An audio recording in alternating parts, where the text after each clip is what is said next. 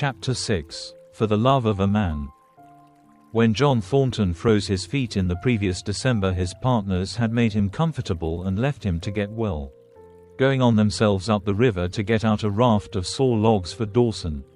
He was still limping slightly at the time he rescued Buck, but with the continued warm weather even the slight limp left him. And here, lying by the river bank through the long spring days, watching the running water, listening lazily to the songs of birds and the hum of nature, Buck slowly won back his strength. A rest comes very good after one has traveled 3,000 miles. And it must be confessed that Buck waxed lazy as his wounds healed. His muscles swelled out, and the flesh came back to cover his bones. For that matter, they were all loafing, Buck, John Thornton, and Skeet and Nig, waiting for the raft to come that was to carry them down to Dawson. Skeet was a little Irish setter who early made friends with Buck, who, in a dying condition, was unable to resent her first advances.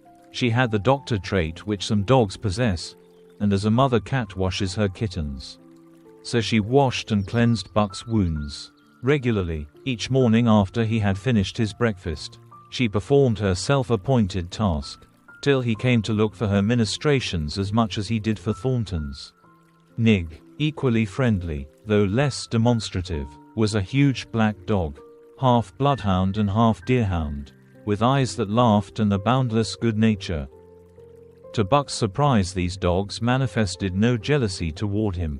They seemed to share the kindliness and largeness of John Thornton. As Buck grew stronger, they enticed him into all sorts of ridiculous games, in which Thornton himself could not forbear to join, and in this fashion Buck romped through his convalescence and into a new existence. Love, genuine passionate love, was his for the first time. This he had never experienced at Judge Miller's down in the sun-kissed Santa Clara Valley, with the judge's sons, hunting and tramping. It had been a working partnership, with the judge's grandsons, a sort of pompous guardianship, and with the judge himself, a stately and dignified friendship. But love that was feverish and burning, that was adoration, that was madness, it had taken John Thornton to arouse. This man had saved his life, which was something. But, further, he was the ideal master. Other men saw to the welfare of their dogs from a sense of duty and business expediency. He saw to the welfare of his as if they were his own children, because he could not help it. And he saw further. He never forgot a kindly greeting or a cheering word. And to sit down for a long talk with them, gas, he called it, was as much his delight as theirs. He had a way of taking Buck's head roughly between his hands, and resting his own head upon Buck's, of shaking him back and forth, the while calling him ill names that to Buck were love names. Buck knew no greater joy than that rough embrace and the sound of murmured oaths. And at each jerk back and forth it seemed that his heart would be shaken out of his body, so great was its ecstasy. And when, released, he sprang to his feet, his mouth laughing, his eyes eloquent, his throat vibrant with unuttered sound, and in that fashion remained without movement, John Thornton would reverently exclaim, "God, you can all but speak." Buck had a trick of love expression that was akin to hurt. He would often seize Thornton's hand in his mouth and close so fiercely that the flesh bore the impress of his teeth for some time afterward. And as Buck understood the oaths to be love words, so the man understood this feigned bite for a caress. For the most part, however, Buck's love was expressed in adoration, while he went wild with happiness when Thornton touched him or spoke to him. He did not seek these tokens, unlike Skeet, who was wont to shove her nose under Thornton's hand and nudge till petted, or Nig, who would stalk up and rest his great head on Thornton's knee. Buck was content to adore at a distance. He would lie by the hour, eager, alert, at Thornton's feet, looking up into his face, dwelling upon it, studying it, following with keenest interest each fleeting expression, every movement or change of feature. Or, as chance might have it, he would lie farther away, to the side or rear, watching the outlines of the man and the occasional movements of his body. And often, such was the communion in which they lived, The strength of Buck's gaze would draw John Thornton's head around, and he would return the gaze, without speech, his heart shining out of his eyes as Buck's heart shone out. For a long time after his rescue, Buck did not like Thornton to get out of his sight, from the moment he left the tent to when he entered it again. Buck would follow at his heels. His transient masters since he had come into the Northland had bred in him a fear that no master could be permanent. He was afraid that Thornton would pass out of his life as Perrault and Francois and the Scotch half-breed had passed out. Even in the night, in his dreams, he was haunted by this fear. At such times he would shake off sleep and creep through the chill to the flap of the tent, where he would stand and listen to the sound of his master's breathing. But in spite of this great love he bore John Thornton, which seemed to bespeak the soft civilizing influence, the strain of the primitive, which the Northland had aroused in him, remained alive and active. Faithfulness and devotion, things born of fire and roof, were his, yet he retained his wildness and wiliness. He was a thing of the wild, come in from the wild to sit by John Thornton's fire, rather than a dog of the soft Southlands stamped with the marks of generations of civilization. Because of his very great love, he could not steal from this man, but from any other man, in any other camp. He did not hesitate an instant, while the cunning with which he stole enabled him to escape detection. His face and body were scored by the teeth of many dogs, and he fought as fiercely as ever and more shrewdly. Skeet and Nig were too good-natured for quarreling. Besides, they belonged to John Thornton, but the strange dog, no matter what the breed or valor, swiftly acknowledged Buck's supremacy or found himself struggling for life with a terrible antagonist. And Buck was merciless. He had learned well the law of club and fang, and he never forewent an advantage or drew back from a foe he had started on the way to death. He had lessoned from Spitz, and from the chief fighting dogs of the police and mail, and knew there was no middle course. He must master or be mastered, while to show mercy was a weakness. Mercy did not exist in the primordial life. It was misunderstood for fear, and such misunderstandings made for death. Kill or be killed, eat or be eaten, was the law, and this mandate, down out of the depths of time, he obeyed. He was older than the days he had seen and the breaths he had drawn. He linked the past with the present, and the eternity behind him throbbed through him in a mighty rhythm to which he swayed as the tides and seasons swayed.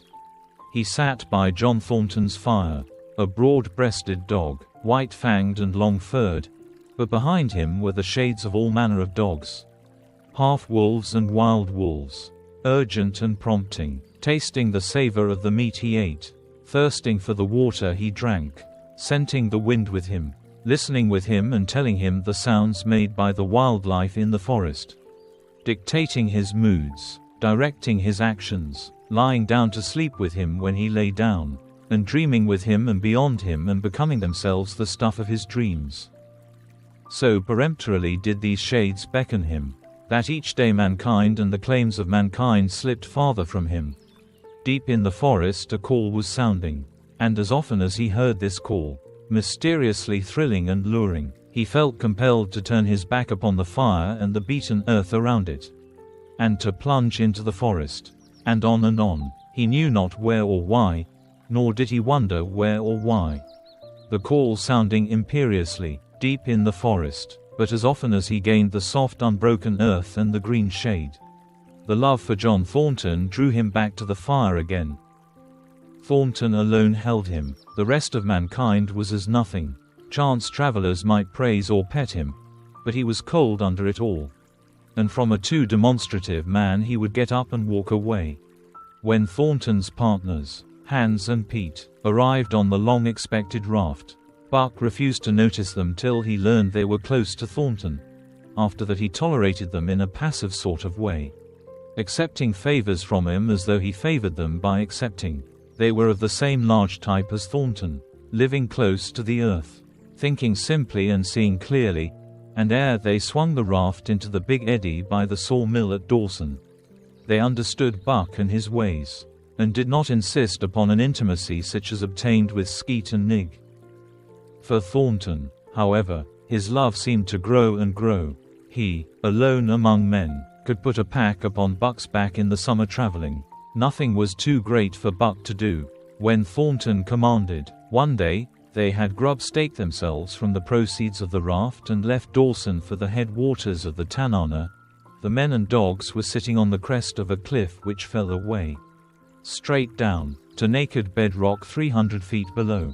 John Thornton was sitting near the edge, Buck at his shoulder. A thoughtless whim seized Thornton, and he drew the attention of Hans and Pete to the experiment he had in mind. "Jump, Buck," he commanded, sweeping his arm out and over the chasm. The next instant he was grappling with Buck on the extreme edge, while Hans and Pete were dragging him back into safety. "It's uncanny," Pete said, after it was over and they had caught their speech. Thornton shook his head. "No, it is splendid, and it is terrible, too. Do you know, it sometimes makes me afraid. I'm not hankering to be the man that lays hands on you while he's around," Pete announced conclusively, nodding his head toward Buck. "P.Y. Jingo," was Hans's contribution, "not mineself either." It was at Circle City, ere the year was out, that Pete's apprehensions were realized. Black Burton, a man evil-tempered and malicious, had been picking a quarrel with a tenderfoot at the bar, when Thornton stepped good-naturedly between. Buck, as was his custom, was lying in a corner, head on paws, watching his master's every action. Burton struck out, without warning, straight from the shoulder. Thornton was sent spinning, and saved himself from falling only by clutching the rail of the bar. Those who were looking on heard what was neither bark nor yelp, but a something which is best described as a roar, and they saw Buck's body rise up in the air as he left the floor for Burton's throat. The man saved his life by instinctively throwing out his arm, but was hurled backward to the floor with Buck on top of him. Buck loosed his teeth from the flesh of the arm and drove in again for the throat. This time the man succeeded only in partly blocking, and his throat was torn open.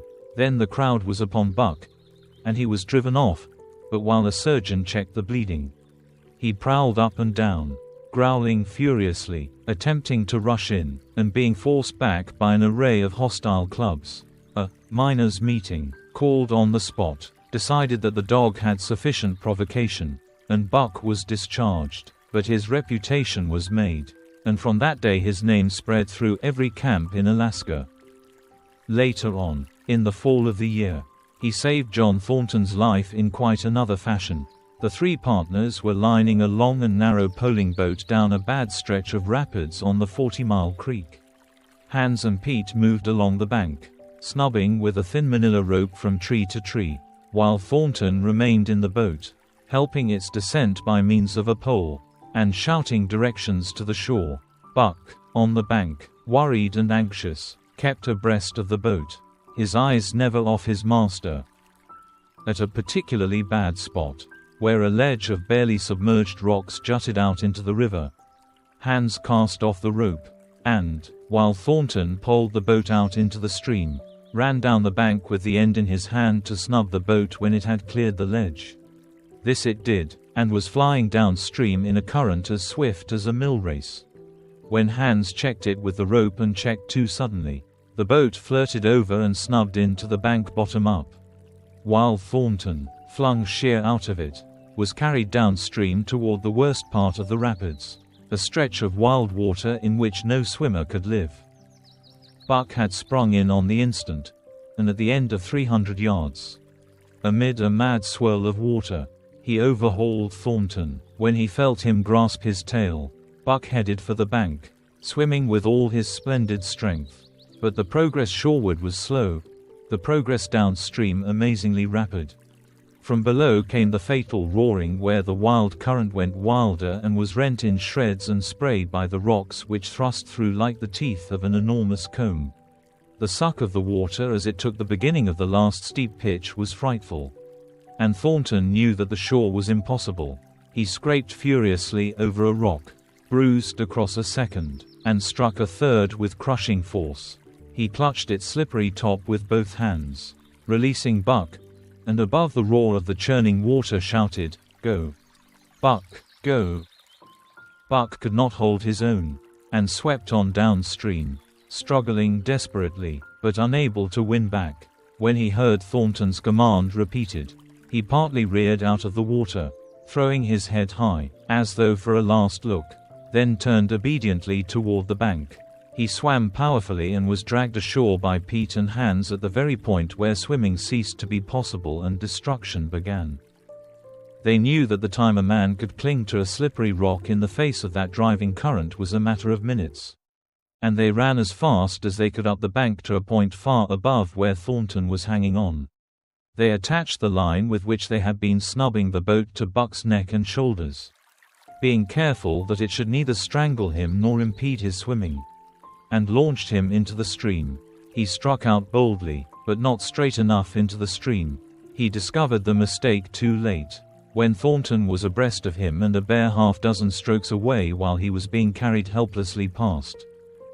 Hans promptly snubbed with the rope, as though Buck were a boat, the rope thus tightening on him in the sweep of the current.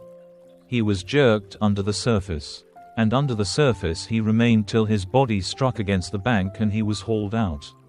He was half drowned, and Hans and Pete threw themselves upon him, pounding the breath into him and the water out of him. He staggered to his feet and fell down. The faint sound of Thornton's voice came to them, and though they could not make out the words of it, they knew that he was in his extremity. His master's voice acted on Buck like an electric shock. He sprang to his feet and ran up the bank ahead of the men to the point of his previous departure.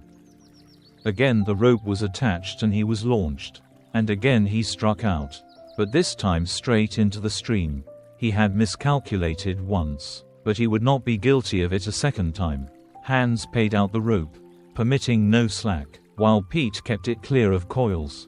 Buck held on till he was on a line straight above Thornton, then he turned, and with the speed of an express train headed down upon him. Thornton saw him coming, and, as Buck struck him like a battering ram, with the whole force of the current behind him, he reached up and closed with both arms around the shaggy neck. Hans snubbed the rope around the tree, and Buck and Thornton were jerked under the water, strangling, suffocating, sometimes one uppermost and sometimes the other, dragging over the jagged bottom, smashing against rocks and snags. They veered into the bank. Thornton came to, belly downward and being violently propelled back and forth across a drift log by Hans and Pete. His first glance was for Buck, over whose limp and apparently lifeless body Nig was setting up a howl, while Skeet was licking the wet face and closed eyes. Thornton was himself bruised and battered, and he went carefully over Buck's body, when he had been brought around, finding 3 broken ribs. "That settles it," he announced. "We camp right here," and camp they did, till Buck's ribs knitted and he was able to travel. That winter, at Dawson, Buck performed another exploit, not so heroic, perhaps, but one that put his name many notches higher on the totem pole of Alaskan fame. This exploit was particularly gratifying to the 3 men, for they stood in need of the outfit which it furnished, and were enabled to make a long-desired trip into the Virgin East, where miners had not yet appeared. It was brought about by a conversation in the El Dorado saloon, in which men waxed boastful of their favorite dogs. Buck, because of his record, was the target for these men, and Thornton was driven stoutly to defend him. At the end of half an hour one man stated that his dog could start a sled with 500 pounds and walk off with it. A second bragged 600 for his dog, and a third 700. "Pooh, pooh," said John Thornton, "Buck can start 1,000 pounds. "And break it out, and walk off with it for 100 yards, demanded Matthewson. "A bonanza king," he of the 700 vaunted. "And break it out, and walk off with it for 100 yards, John Thornton said coolly. "Well," Matthewson said, slowly and deliberately, so that all could hear, "I've got $1,000 that says he can't, and there it is." So saying, he slammed a sack of gold dust of the size of a bologna sausage down upon the bar. Nobody spoke. Thornton's bluff, if bluff it was, had been called. He could feel a flush of warm blood creeping up his face. His tongue had tricked him. He did not know whether Buck could start £1,000. Half a ton. The enormousness of it appalled him. He had great faith in Buck's strength and had often thought him capable of starting such a load, but never, as now, had he faced the possibility of it. The eyes of a dozen men fixed upon him, silent and waiting. Further, he had no $1,000, nor had Hans or Pete. "I've got a sled standing outside now, with 20 50-pound sacks of flour on it," Mathewson went on with brutal directness, "so don't let that hinder you." Thornton did not reply. He did not know what to say. He glanced from face to face in the absent way of a man who has lost the power of thought and is seeking somewhere to find the thing that will start it going again. The face of Jim O'Brien, a Mastodon king and old-time comrade, caught his eyes. It was as a cue to him, seeming to rouse him to do what he would never have dreamed of doing. "Can you lend me 1,000? he asked, almost in a whisper. "Sure," answered O'Brien, thumping down a plethoric sack by the side of Mathewson's. "Though it's little faith I'm having, John, that the beast can do the trick." The El Dorado emptied its occupants into the street to see the test. The tables were deserted, and the dealers and gamekeepers came forth to see the outcome of the wager and to lay odds.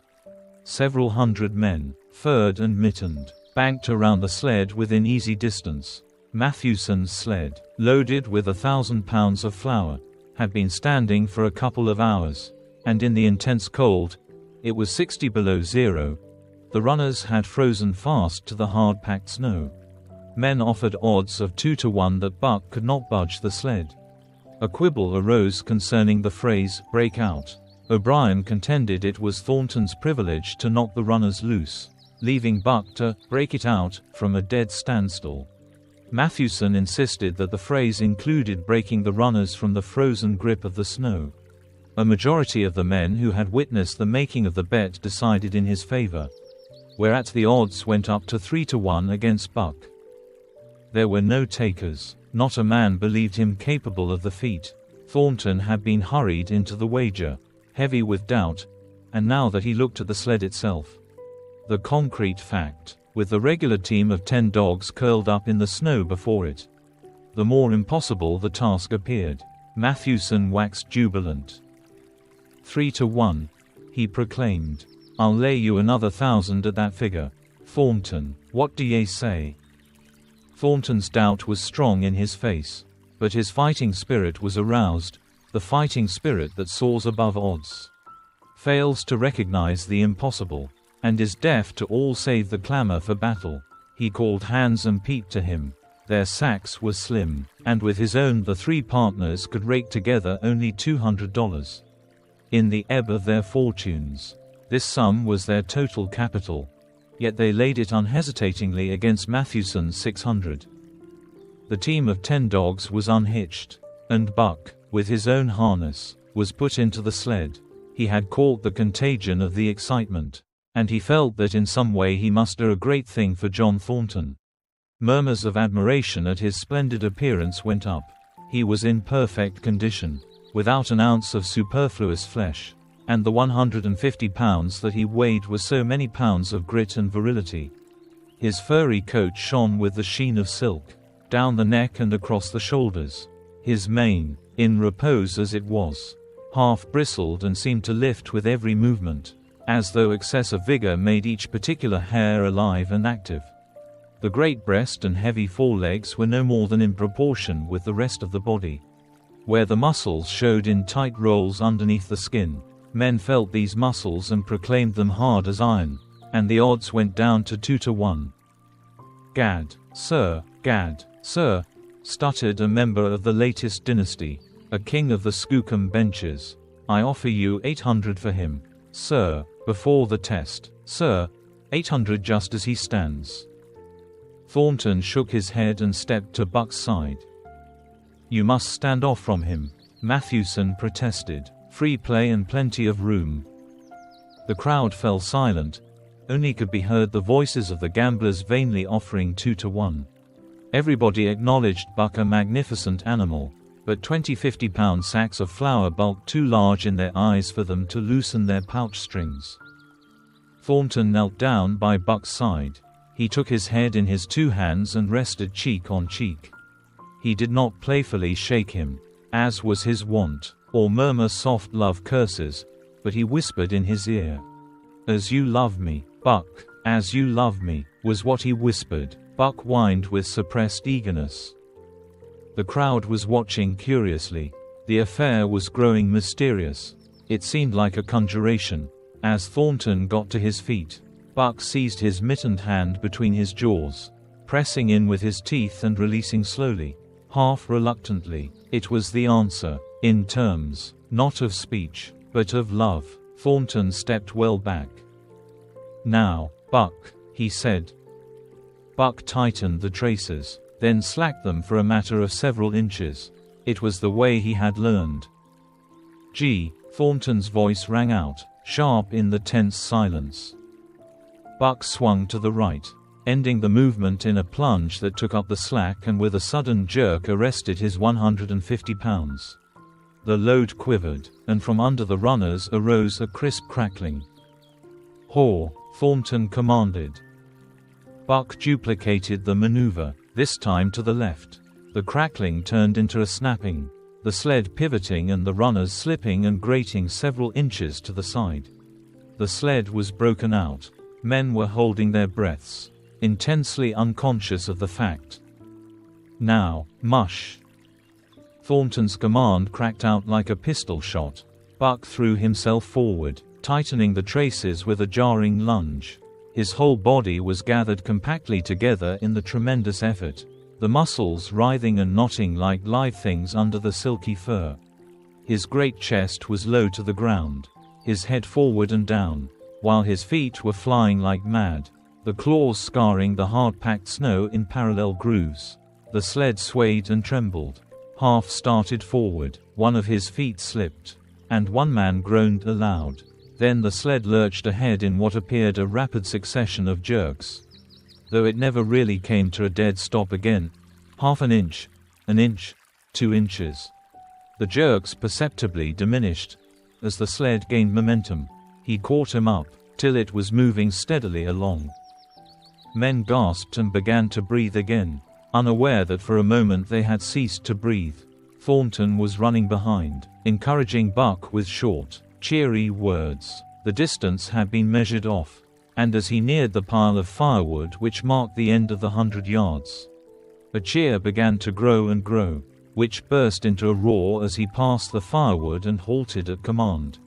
Every man was tearing himself loose. Even Matthewson. Hats and mittens were flying in the air. Men were shaking hands, it did not matter with whom, and bubbling over in a general incoherent babel. But Thornton fell on his knees beside Buck. Head was against head, and he was shaking him back and forth. Those who hurried up heard him cursing Buck, and he cursed him long and fervently, and softly and lovingly. "Gad, sir, spluttered the Skookum Bench King. "I'll give you 1,000 for him. Sir, 1,000, sir, 1,200, sir." Thornton rose to his feet. His eyes were wet. The tears were streaming frankly down his cheeks. "Sir," he said to the Skookum Bench King. "No, sir, you can go to hell. Sir, it's the best I can do for you. Sir." Buck seized Thornton's hand in his teeth. Thornton shook him back and forth, as though animated by a common impulse. The onlookers drew back to a respectful distance, nor were they again indiscreet enough to interrupt.